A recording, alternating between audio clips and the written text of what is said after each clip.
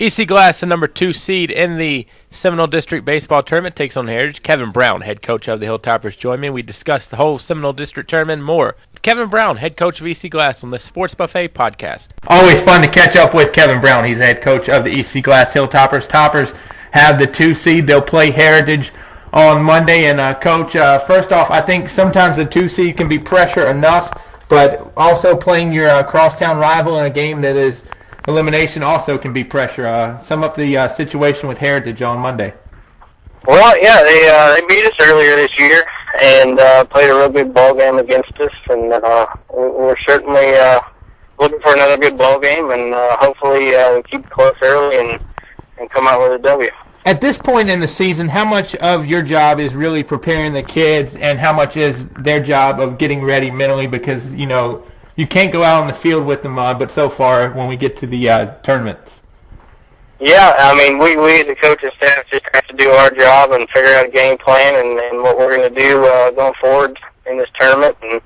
And you're right. It's a lot of times when you got seniors on the team, you know, it's getting towards the end of the year, and these guys got to want it, and this group of guys do want it. So you know, there can be problems towards the end of any high school season.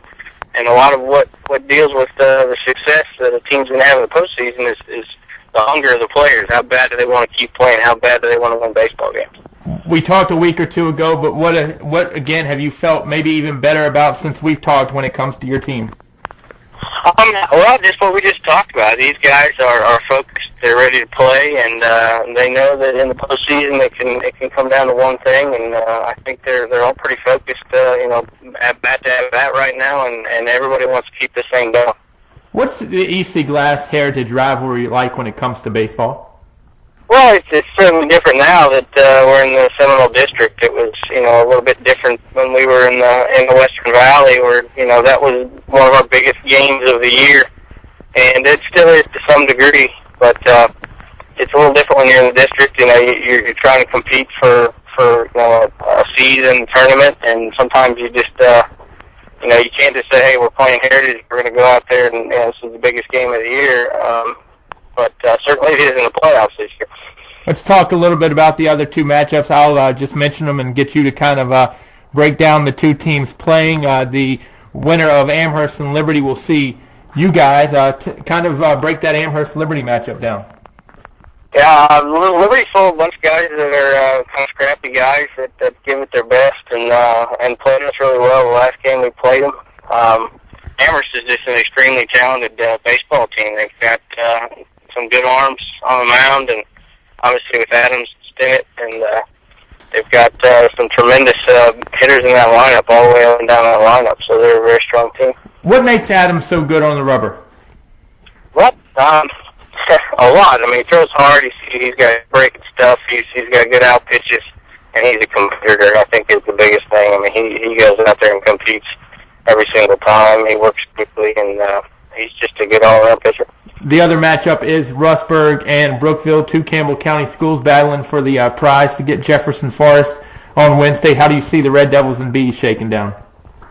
Well, Rustburg's played a lot of teams real close this year, and you know, Brookville's played in a lot of close games. So, you know, who knows what's going to happen? But you know, both times we played on both those teams, they were close games, and I suspect that both teams will come out ready to play and try and find their way into the final 2 games. The players change, but the coaches normally don't if you guys stay around. With that being said, how much does your postseason experience and Coach Godsey's postseason experience, Coach Stacker, so on and so forth, count at this point when you guys have been in these situations of districts and beyond? Well, I think it counts a lot. You know, coaches can only do so much, but I think the biggest thing a coach can do is to make sure your team stays focused, and there's a lot of good coaches in this league. We got a couple new ones that are both good coaches too. So, you know, as far as, you know, experience goes, it really boils down to keeping your guys focused, making sure they're ready to play the game, you know, at hand, not looking forward, and making sure something doesn't happen that takes us out early. I would say I'm a baseball junkie coach in terms of if there's Major League Baseball on TV, I really don't care who the teams are, who the 2 teams are. I'll watch. I don't think a lot of kids, you know, maybe below the age of 25 now share my sentiment. But how much do you want your kids kind of to, when they watch baseball, kind of understand what's going on and, translate that to their playing days or to their team's play and so forth? Well, I think quite a bit. Lynchburg's an interesting place because there's not really a hometown team as far as is it the Orioles, is it the Braves, is it the Nationals? So you don't have one team in an area. I grew up in Southern California. You're either a Dodger fan or an Angel fan, and you really get into it. These guys kind of watch baseball like a casual fan might watch it, and watch players that they like and emulate. But they talk about it all the time, and this group more than any I've ever had are constantly talking about plays that were on last night. And I think this group really gets into it. I'm sure you still flip the tube around and stop at a major league game or two when you have the time. Who are some guys that you would want your Hilltoppers to kind of, I don't want to say mimic per se, but if they play the game like that guy does, you feel pretty good? Well, probably more so than just the physical ability, just pattern ourselves after guys that are just good baseball players, whether that's guys that have been around forever that just do things the right way, whether that's Jeter or Pujols, guys that just do things the right way. They work hard, they're not showboats. More so than mimicking a swing or trying to field like this guy, but really the approach that they take to the game is more important.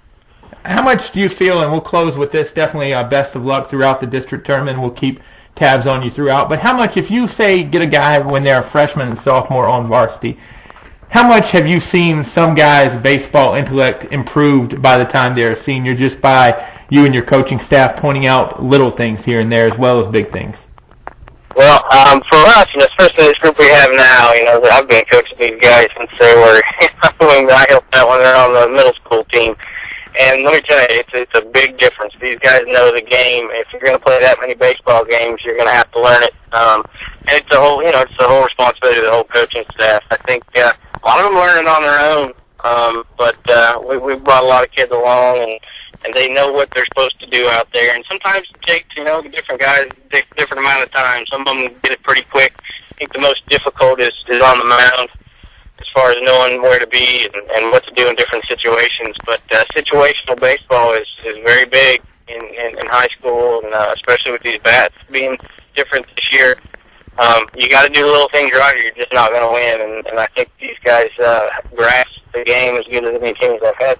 Do you feel there's one area of the game that normally takes longer for kids to really, really understand more than others in terms of base running, hitting, pitching, defense, whatever? I think it's the approach at the plate in different counts is probably the most difficult thing to grasp. What you're going up there in an 0 count as opposed to an 0-1 count or an 0-2 count or a 2-1 count or a 3-1 count. I think there's different approaches to different counts and throwing in different situations in a game. How many outs there are, run on third, or less than 2 outs. I think their approach per pitch and at bat is the most difficult thing to get a grasp of. Coach, always love talking baseball with you. We'll do it again, and best of luck throughout the district tournament and beyond. All right. Well, thank you very much. I appreciate it.